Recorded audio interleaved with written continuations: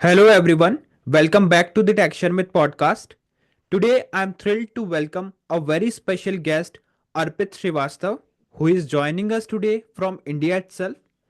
Arpit is a visionary leader in the Microsoft Dynamics 365 and Power Platform space. Not only this, Arpit has earned the prestigious title 4 times for Microsoft MVP, and he is also a Microsoft certified trainer. In today's conversation, we will explore Arpit's remarkable journey, his insight into staying motivated and contributing to the community, and his advice for aspiring professionals in Power Platform and Dynamic 365 ecosystem. Not only this, we will also hear his thoughts on what it takes to become Microsoft MVP and his reflections on personal and professional growth. But before we start the discussion, I would like to thank Arpit for joining us today. And now I request you to please initiate the discussion by telling us something about yourself. And hello to all the audience who is joining and listening this podcast. First of all, I would like to thank Amit for having me in the podcast and all the great work you are doing for the community. And thanks for the invitation. I'm really excited to start this podcast because this is the first ever podcast I'm joining in with any Microsoft MVP. So yeah, so I'm quite exciting and looking forward for our conversation. So start with my professional journey. First of all, I would like to thank you for giving me give the wonderful introduction about myself.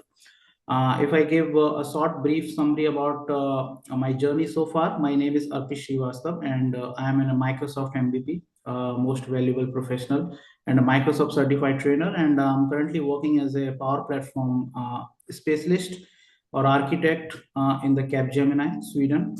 As far as my professional journey is concerned, I started my career in 2012, and currently I'm my all the experience basically on the dynamic crm itself. So I've been working on the dynamic crm since I started my professional career, and since then I've been working on different areas, dynamic crm, power platform, and today it's copilot ai.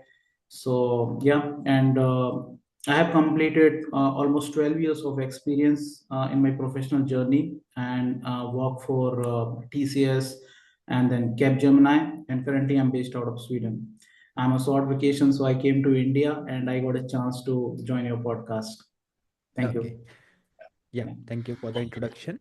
And let's take this discussion more into the technical terms. So, could you please Yeah. start with by telling us what were the initial things that inspired you to pursue your career into this Microsoft Dynamic 365 CE and Power Platform?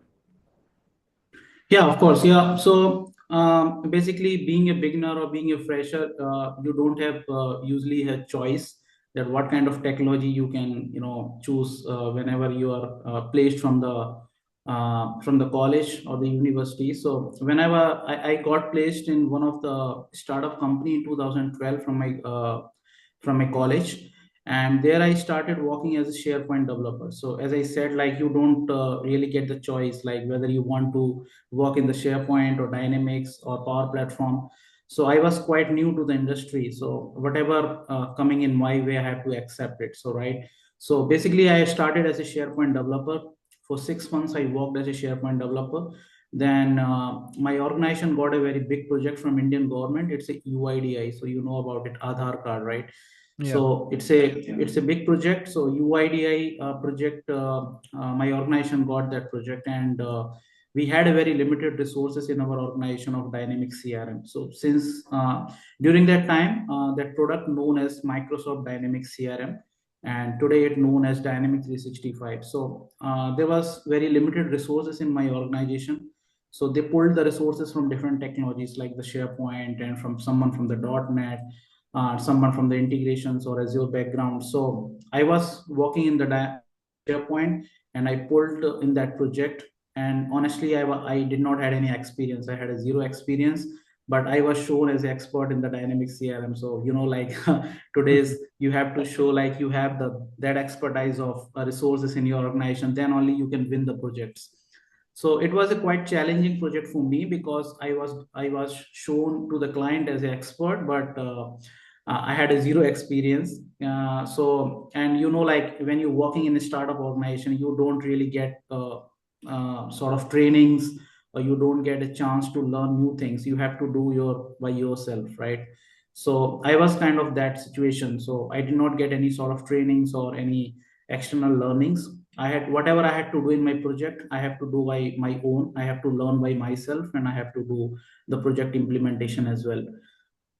So I worked there for 2 years, and during that time, currently in the Dynamics, Microsoft Dynamics CRM, we have a lot of capabilities. We have low code, no code capabilities. We have AI capabilities. Now even the non-technical people can also start writing or Yeah. creating the applications, right? But during that time, it was quite a limitations in that product, and for everything you have to write the code. So it was quite challenging project as well. And we have actually set up the call center for UIDI. So there was no kind of any tool, that inbuilt tool available. So nowadays we have the customer service, omni channel. There are a lot of tools available with Dynamic 365. But that during that time there was no specific product, so we had to integrate our whole application with Avaya. So Avaya is the known telephony integration, right? So we had to write a lot of code and everything. So I got a lot of exposure for my own personal growth. I got to learn a lot of things from there. And after 2 years, I stepped out from that organization, and then I started working in the TCS. It's a Tata Consultancy Service. Yeah. And in the TCS, I moved to different city and the Hyderabad, and I worked there for 5 years. Almost 5 years I worked there, and it was also a very good journey for me, and I learned a lot. I got to work in the different areas like Azure, Power Pages, portals, the dynamic CRM implementation, so everything. So I got to work in the different areas. So basically my major objective was to be at the technical side. I never worked as a business analyst or functional side. I always worked as a technical developer. And then from the TCS, I got the opportunity to work directly with the client side. So I went to Amsterdam during that Okay. time, I think in 2018. And that was also a kind of booster for my career, because I got a chance to directly work with the client. So I was working for one of the known bank of Amsterdam called ABN AMRO. And that was a very good project actually, because I had to work with various vendors, someone from Capgemini, someone from IBM, someone from TCS, Accenture, and someone from Microsoft. So we have to work with mixed up of vendors and the pupils, and of course from with the client as well. It was a banking project, so kind of strict deadlines as well. So I learned a lot from that project. Once I come back from that project to India, I joined Capgemini. And in Okay. 2019, I joined Capgemini India. And this December, I completed 5 years.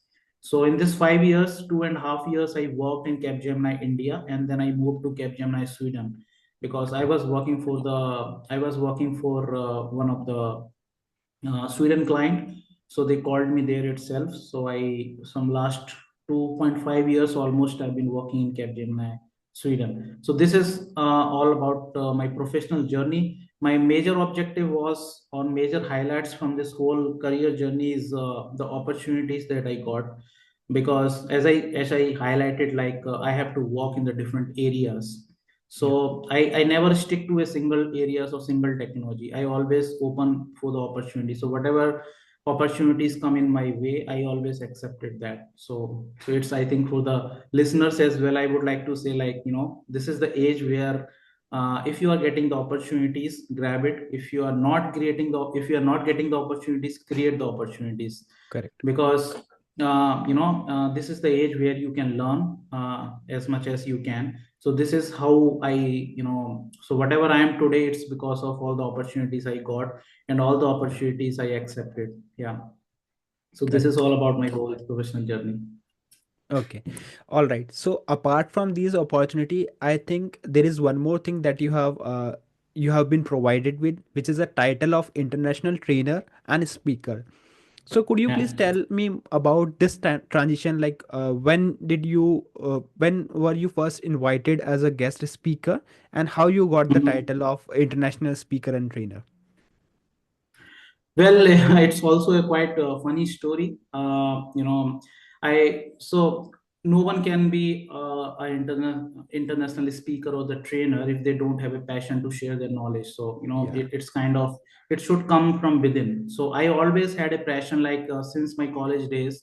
I used to teach my college friends as well, whenever they stuck in some kind of problems as well. So I was kind of, I had a nature of this, because maybe it's came from with my family, because my father and my mother both are from the teaching background, so they used to be the Okay. teacher. So probably I got that inheritance from them.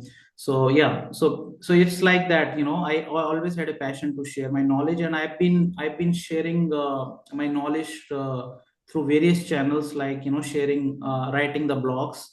Mm-hmm. And you, if you ever seen the community of community where people post a lot of questions if they are facing in the real world project, and there are people like us, they are basically providing the answers or solution of the issues they are facing.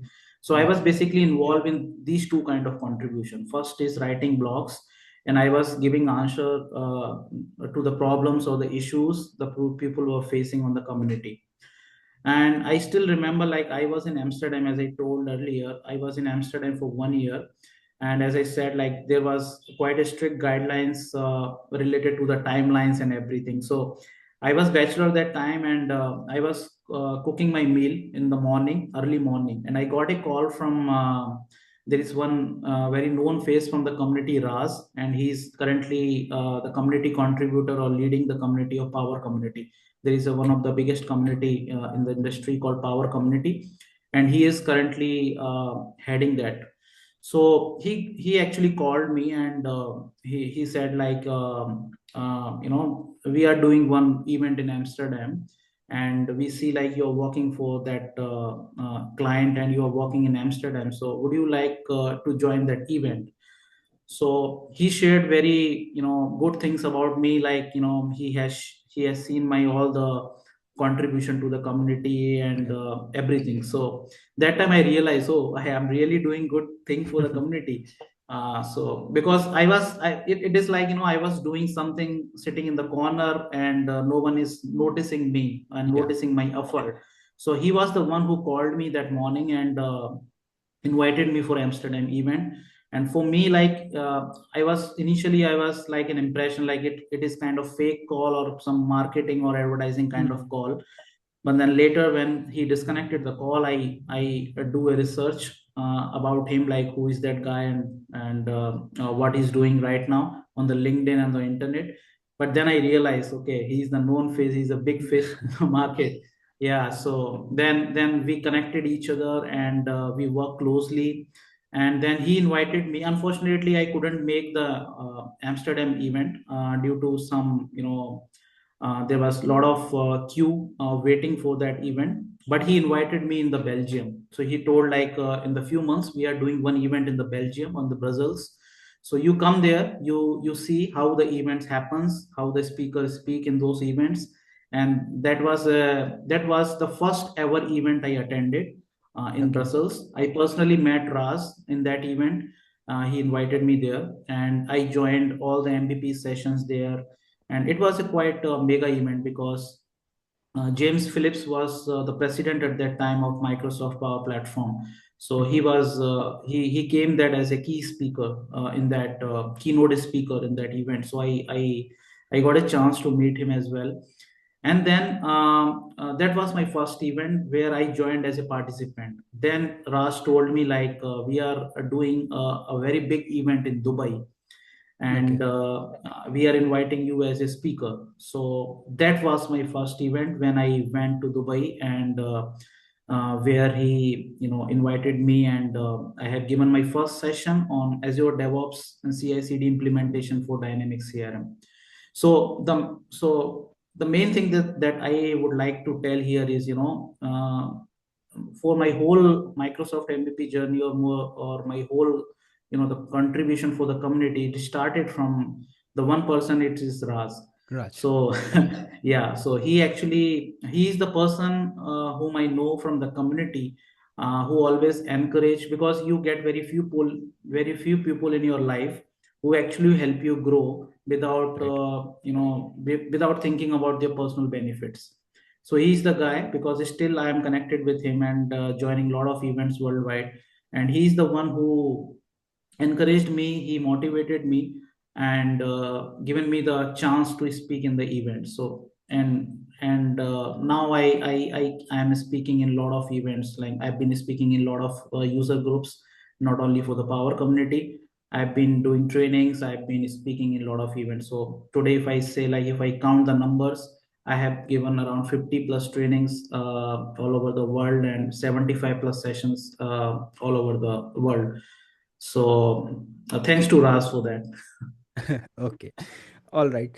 And on the top of these sessions and presentations, like you have one of your project is also got selected for one of the hackathon in Madrid, right?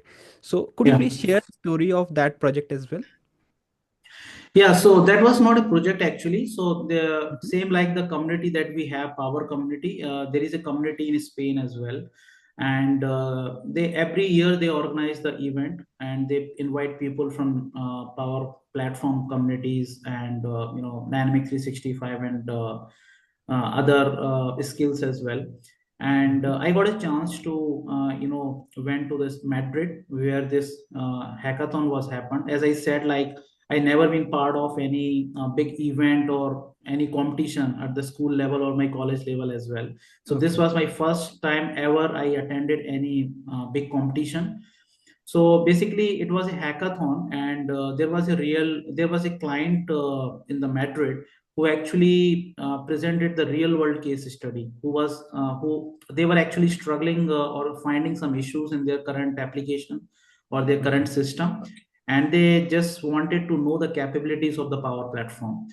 So they invited the teams. They invited all the expert of the Power Platform, and they created a team of 5 members, and they given us the case study that they were facing in their current application, and we had to create a solution based on Power Platform or Dynamic 365. So it was quite a challenging case study, and in my team we had around 6 to 7 people. And like when you do the hackathon, you get to see the team members of the different technical background, some of the Correct. technical background people, and some are from the functional background. So like that, so I was one who was from the technical background, and we worked closely. All we got 5 to 6 hours to implement that requirements, Mhm. and we presented it to the client, and it was quite fun actually, working close with different people. Mhm. And fortunately, we got the prize as well, and we won that hackathon. So it was a wonderful experience for me, because I went from Sweden to Madrid just to join that hackathon. And I never thought, like, because I never went there to win that hackathon, because I just wanted to experience like how it worked. But fortunately, we won that, and we got the prize as well. So yeah, so that was the story behind that hackathon. Okay. So like so far we have discussed your journey into tech world and your contributions as a speaker and MVP, right? So I just wanted to know about your philosophy because in one of your profile like you have quoted that your quote is I have a passion for what I do and I do what I'm passionate about, which is quite inspiring, right? So how do you stay true at this kind of philosophy in your challenging times? Well, why I have written that? Because because I love my work. Mm-hmm. That is the thing that keeps me motivating each day, every Okay. day. So whatever I do, I do what I love, and I love what I do. So that is the thing that I am doing on the daily basis. So you also agree with me with this thing. Like when we were in the school or in the college, we used to. Uh, we always think about when the the bell will ring and we will come out from the school and from the college, right? But when we go Correct. to play the cricket, or when we go to play the hockey, or whatever sports you are playing, you don't think about the time, you don't Correct. get tired, right? And so all this thing happen. So this is all about the passion, right? So people think of ask me as well, like, we have the very day to day 8 or 9 hours of office work. Then apart from that, how you get the time to contribute for the community. Yeah. So I always say to them, like, for me, it's not a work. So work, what I'm doing, it's 9 to 5 for the office. But Correct. apart from that, whatever I'm doing for the community, it's all about my passion. Because whatever I'm doing, it doesn't feel like it's a weekend, because you also doing this podcast on this weekend, Correct. sacrificing the family time, sacrificing your weekend. So it's all about the contribution to the community you are doing, because you are passionate about it, right? So Right. this is all. It is not the journey of any the Microsoft MVP like me. It is all about you, and it is about all the Microsoft MVPs around the Correct. world, right? So they are sacrificing their time, they are sacrificing their weekends. So they don't feel like a work, because they are passionate about it. So this is all about my journey, as because whatever I am doing, because 9 to 5 doesn't make you a different person. The 5 to 9 make you something different, right? So 5 to Right. 9 doesn't mean that you have to work 24 hours. 5 Correct. to 9 means, if you have to spend at least 2 to 3 hours on yourself, that will make you a different person, right? So if you are doing the same thing what 100 people are doing, you will not become a different person. So this is what my thinking is. And my advice to the people who are Yeah. listening this podcast as well, because I have seen many people who directly go to any they started their career in their any organization. I have seen, like, there a lot of people are saying, like, we are not getting the interesting work. We whatever we have learned in the college, we are not getting the same amount of work or same kind of work in the organizations, right? So I would always recommend, if you are liking your work, then go for it. If you are not liking your work, then you should find some different work. Correct. So this is why what my philosophy is, and I always follow that. Okay, I completely agree with all those points which you mentioned about the passion, because the work that we are doing is not something like that anyone can do forcefully, right? If you are doing it Yeah, forcefully, exactly. you will do it only 10 to 5 days, not more than that, right? Exactly. But if you have Exactly. passion about it, you will be consistent throughout your journey. So that's something I really Yes. agree with. Okay. Along with this, like, Arpit, you have also authored one of the book which is quite popular, which is Learning Microsoft Power Apps. So could you please Yes. tell us, like, when did you decided to write this book, and how thing went after that, how things go? Well, this is also a quite funny story, because, as I said, like, I'm just working as a normal person, and Mm-hmm. the opportunities coming in my way. So that's why I'm saying, like, you have to do something different. Then people notice your efforts, and definitely Correct. the opportunities will knock your door. So it's like that. I was walking. I still remember that. I was there was a weekend, and I was in Sweden, and I got a call from publisher, because the publisher was Orally, is a US based publisher, and they sent me an email that we have seen your videos on the YouTube, and we have seen your blogs, and we really like your content, and would you be interested to write a book on Power Apps? Mm-hmm. So I thought about, it's a kind of ebook kind of things where I had to write only 15-20 Right. pages. So I did not respond to that email, because, to be very honest, I did not know about the publisher as well, because I know the publisher all from the India. I did not know about the Orally, because I was not fond of book reading and everything. So I did Okay. not know about that publisher. So I had many friends in the US, and I asked them, like, do you know this publisher, and can you share some details about it? And they told, like, oh yeah, they are the reputed publishers, and I think you should go ahead with them. So I had a dialogue with them, and they told like, we are looking for one beginner level of book, that is learning Microsoft Power Apps. We know like there are a lot of books available in the market, but we would like to have one book where you cover everything fundamentals, and it covers everything about the Power Apps. So I know like it's a quite challenging project, because it was around 1.5 or 2 years of the contract process. It is not Mhm. something that you have to complete in 1 month or 2 months of time. Yeah. So because I was already doing a lot of contribution to the community, and being a Microsoft MVP, you have to keep doing it in order to renew your Microsoft MVP title. And you have your office work, you have your family, and then you have to take one additional task like writing a book. Right. So I did not I did not get back to them for almost for 3 months, because I Mhm. decided I will not go ahead with them. But then my wife, my family, they told me like, it's a great opportunity, having our own book in the shelves is a great experience. Yeah. So I think you should go for it. As I said, like, this time I did not go for that opportunity, but my family and my wife pushed me for that. And then after 3 months of time, I send an email that, okay, I'll go ahead with that book reading, no, sorry, book writing. Writing. And what is the process of that? So it was a long process basically. And first they started the dialogue, like what should be the content, or what should be, how many chapters you will write in that book. Mhm. So initially we agreed to write only 10 chapters. So I sent them the complete table of content. It's called TOC. And it went for the approval. And finally it approved, like, we are going ahead with the 10 chapters.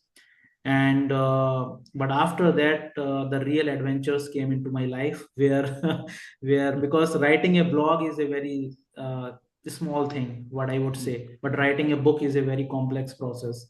And there is a difference between English language speaking in India and in the US. So it Yeah. is also a quite a difference as well. So it was a quite complex process. I started writing my first chapter, and it went for the editor, and for a small comma, for a small full stop, it came to me for the feedback, and I Right. had to fix that thing. And along with that, we had the tight deadlines, like how many chapters we have to complete in a particular duration of time. So it was a quite challenging journey for me, but I learned a lot, because it's a kind of, because if you see the Power Apps, it's a kind of ocean right now in the market, right? And for the readers, it's kind of, picking up the pearls from the ocean. So I know like, I for any specific topic I had to learn, a lot. And I have to squeeze down that content into the, 5 to 6 lines. It's like Summarize that, way. Yeah. right? Yeah, summarize that. So yeah, so I had to learn that. So as I said, like, when you have to teach yourself, you have to learn very less, but when you have to teach others, you have to learn a lot. So it's like that, I have to learn a lot in order to teach others. So in July 2024, this year, finally it got published, and I'm really excited for that. And I didn't get any figure right now that how many copies have been Copies. purchased, but the ballpark figure I got, that it went on sale in UAE, in Germany, in Sweden, US, UK. So I'm quite excited that it is being sold out globally. Yeah. And one more thing about that book is, it's a e-version, ebook version is also available. And where for each chapter I have written 10 questions, objective questions, where people, if they are purchasing the ebook version of that book, Mhm. after reading the chapters, they can give the answers, they can do the knowledge check as well. So that is the advantage, they can get it from the ebook version as well. So yeah, so it was a quite interesting and a challenging journey for me. Okay. All right. Yeah, So with the so far conversation, we can simply see that like there is a great influence of Raj on your journey, right? As you mentioned earlier. definitely. So apart Yes. from him, like who were the key person in your life apart from him who has a great influence on your journey?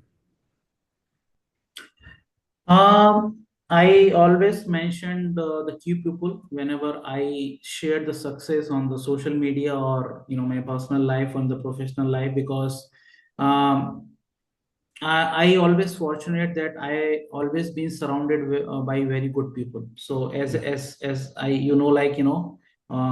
if you are doing great things, whatever doing your great things in your personal life or in your professional life, it depends your surroundings. It depends on the people you are sitting with, right? right. So I always fortunate, like I have very less friends or colleagues who are same experience as mine or same age group as mine. I always has the friends, or I always have the colleagues who are senior than me, who are 5 to 6 year or 10 years senior than me.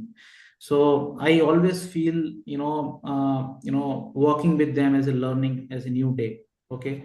So at the beginning of my career, I would like to take the name of Sapan Jaiswal. He's one of the best SharePoint guy in the industry right now, and he's right now in Singapore. So when I was as started my career as a SharePoint developer, I worked under him, and he was a very great guy. I worked a lot. I learned a lot from under the mentorship of him.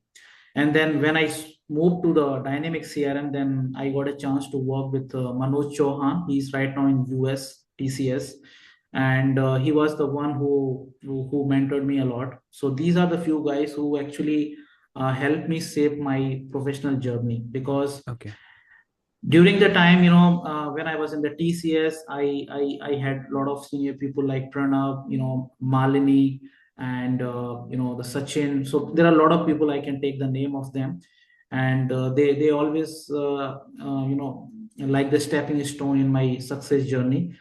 And in the Capgemini, also in the Sweden or in the India also, there are a lot of people who are helping me. Like there is one more name I would like to take is Harish Sinde. He's right now in Switzerland, and he's working in TCS. So my main objective is, like, I always been surrounded with the senior people who always guided me, who always okay, helped me. And they so because what I feel is, when you are have the same age group of colleagues and you feel competitive somewhere, right? But when you have the senior and when you have the guidance of some senior people, you don't feel competitive. They basically motivates you in your journey. agree. So it's like that. So it's like that. I surrounded with very good people, and they shaped my professional journey. What I am today. Okay. So Yeah. although like we have many things that we can discuss here, but as we have very limited time, so in just 1 or 2 minutes, could you please share few tips for those person like if let's say if someone is there who also want to become a Microsoft MVP or maybe MCT, Mhm. so what few advice you would like to give to those person?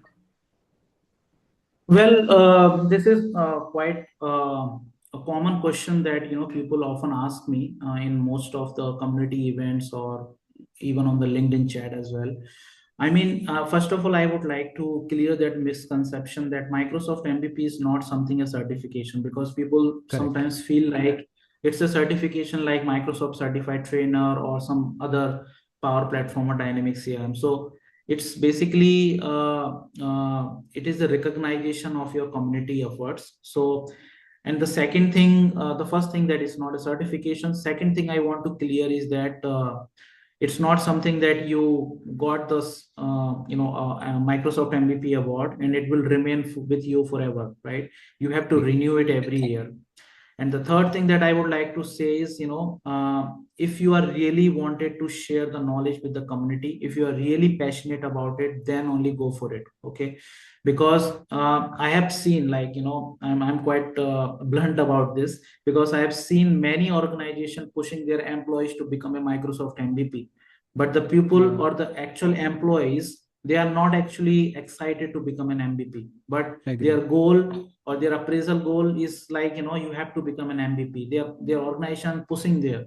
So I Yeah, don't feel like, I think it's the right approach. By doing that, that person can become a Microsoft MVP, but that will not remain at that particular stage for 1 or 2 years. Okay. yeah, So I always think like it should come from within. If you are really passionate about sharing knowledge, no matter what. Like you, if you are interested in writing blogs, if you are writing, if you are you know, for example, like you are interested creating podcast, Yeah. someone interested to write the books, someone interested to creating the YouTube videos. So it's up to you.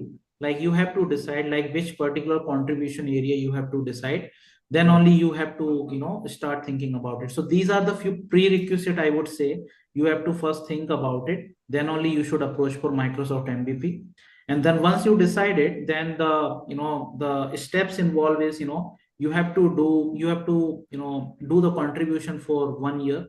So there Yeah. is a 1 year criteria. For next 12 months you have to do the contribution. And as I said, like this contribution could be anything. You can write a book, you can attend the events, you can organize the event, you can run the mentorship program, you can run the podcast, you can create YouTube videos, and you can share the feedback with the Microsoft about their products. Yeah. Or you can answer the questions of the queries where various people ask on the communities. So there are a lot of contribution area. They can ask any of the Microsoft MVPs, they can guide. So once you do those all contribution for next 12 months, you have to contact any Microsoft employee or Microsoft Yeah. MVP to get it reviewed, because you have to keep all those evidence with you, whatever contribution you made for all those 12 months. And for example, like you come to me like, can you please review all my contribution, whatever I have done in last 12 months. I have to I have to thoroughly review all the evidences, all the contributions. And it is a kind of first level of check where I will Yeah. say, you are the right fit for the Microsoft MVP award, or you are not the right fit for that, right? So once I approve it, then it will go for the Microsoft for the internal review. And there it happens around 2 to 3 level of review. And if your application is accepted there, then you will get the email within 3 months that your application has been accepted. So this is the first time Microsoft MVP process. But for every 12 months you have to keep it renew, and Renew it. Yeah. you have to submit all your evidences on the Microsoft MVP portal. So that is the process. Okay. All right. So thank you so much, Arpit, for joining us today in this episode and for sharing so much information about MVP program and about your journey. It was really nice talking with you. And thank you once again for being a part of the show. It's my pleasure, Amit. And I again say thanks for having me in your show, and good luck for your future podcast. Thank you so much. Thank you.